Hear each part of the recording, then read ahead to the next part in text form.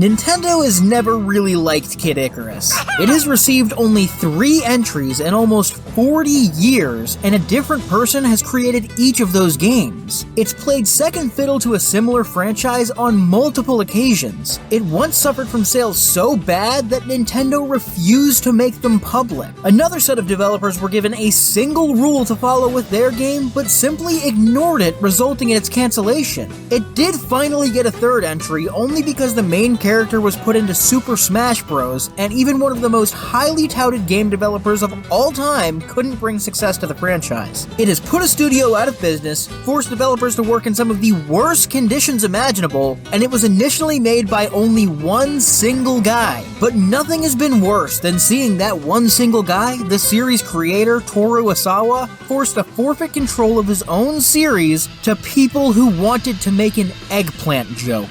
Jumping back to the early days of the Famicom, Nintendo's early successes with platformers like Mario and Donkey Kong naturally led them to want to branch out into more action-oriented games with the hopes of creating more sensational releases for their new goldmine of a console. This journey led them to creating Metroid, which pioneered its own genre of exploring, platforming, and tight shooting combat, and right behind it fell out its deformed twin, another NES classic, Kid Icarus. This game introduced a slightly altered style of gameplay to Metroid and a very distinct sense of humor. However, Toru Osawa was forced into making a compromise, allowing this kind of humor, if you could even call it that, to creep into his game. Initially, he was the sole individual working on Kid Icarus. He envisioned a serious plot steeped in Greek mythology, which was a subject that he was a very avid fan of. He set out and created all of the design docs and completed all of the sprite work entirely by himself, and even had a playable prototype complete. But facing a strict holiday 1986 deadline, it became apparent that he wasn't gonna reach it on his own.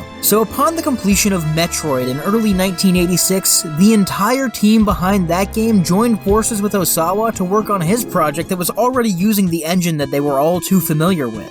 They took his playable prototype that he'd built by himself and assisted in streamlining its development, but not without first taking his vision and turning it completely on its head. They introduced a ton of new ideas like credit cards and eggplant wizards that could turn Pit into an eggplant himself with legs, as well as a bartering system and a plethora of other quirky elements that felt entirely out of place in a solemn mythological story. But outnumbered, Osawa ultimately succumbed to the creative influence of the team around him, and Kid Icarus transformed from a one-man playable prototype into a game ready for release in just about 4 months. However, within the tight crunch period of making this game, Nintendo employees could be found sleeping on cardboard boxes in the Nintendo offices while working late nights in a building that the company refused to heat at night to cut costs as the autumn crept towards the winter. In the midst of this grind, Osawa, who had just gotten married, wasn't even allowed to finish his honeymoon before being called back in to finish the game. But following the months of this round-the-clock tinkering, the game saw the light of day just 3 days after its completion, and it sold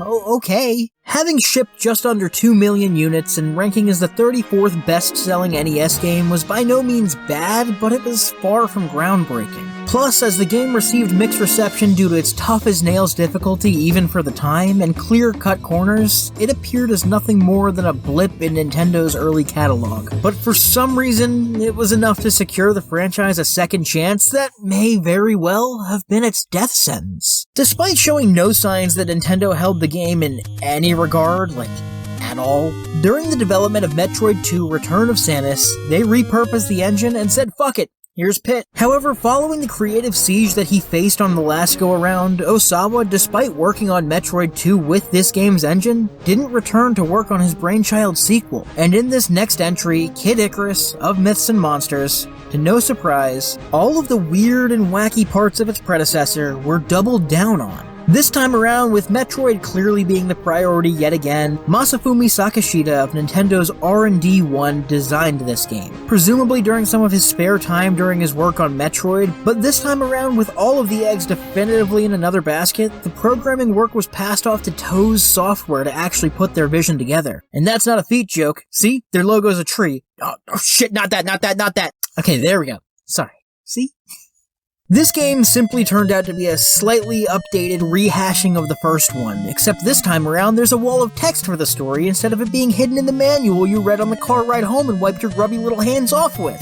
Yum! Anyways, this not so much anticipated sequel released nearly simultaneously with its much more attractive older brother in Metroid and proceeded to sell a number we can only assume was so low that Nintendo is yet to release a number for the game. And aware of the events that followed, those suspicions seem to have unfortunately been confirmed. Despite some rumblings of a cancelled game late into the life of the Super Nintendo, it would be a full 2 decades before the series would take another breath, which was likely a luxury it probably should have never been afforded in the first place. In the midst of this long gap, even when he appeared as an unlockable trophy in Super Smash Bros. Melee, the accompanying description of Pit's trophy asks, "Will Pit ever fight again?"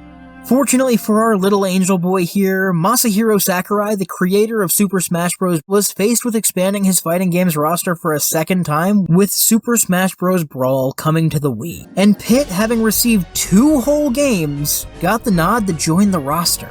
And looking to cash in on the revitalized interest in the character, Nintendo reached out to Factor 5, a development studio with a somewhat solid 20-year history, to create Icarus, a reboot of what had become an NES cult classic. They gave this outside team complete creative control over the project, with their only request being that they used Pit's new Smash design, and with that in mind, they utterly ignored the only rule that they were given and made a gritty third-person shooter that was swiftly cancelled after Nintendo received the first playable prototype for it. And just like that, Pit was sentenced back into obscurity with nothing more than a Smash roster spot to his name. But following Smash's continued success, Satoru Iwata summoned the fighting game's creator Masahiro Sakurai to request that he develop a launch title for Nintendo's upcoming handheld, the 3DS. While Sakurai could have just thrown together a quick port or another Kirby game, he opted to try and make a game that would work well around the console's 3D gimmick.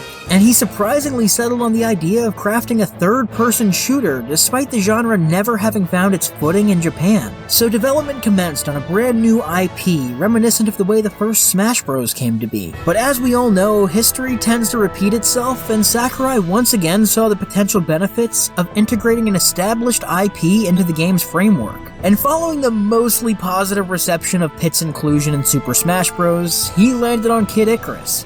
That is after he tried Star Fox and ruled it out, but anyways. True to his relentless work ethic, Sakurai pushed himself to the limit developing a game for a console that he couldn't even reliably test on, as his studio was the only group outside of Nintendo with knowledge of the hardware's existence. He and his small team dedicated themselves to perfecting every facet of the game, from the script to the plot to the rich mythology, as well as the gameplay and mechanics and now well-established goofs and gaffes. Following a few delays likely caused by the lack of hardware access, Kid Icarus Uprising released in 2012, and despite rave reviews, this game, much like its NES predecessor, sold okay. Players and critics all but unanimously agreed that Kid Icarus Uprising is a fantastic game that excels in many aspects, but it's just physically grueling to play. The gameplay demands that you hold the console with your left hand for movement and attack while using your right hand to aim on the touchscreen. Holding the console with one hand for extended periods of time already isn't fun, and when you add in one hand always obstructing the screen, it makes me sick. But if you're like me, it's even worse, because guess what?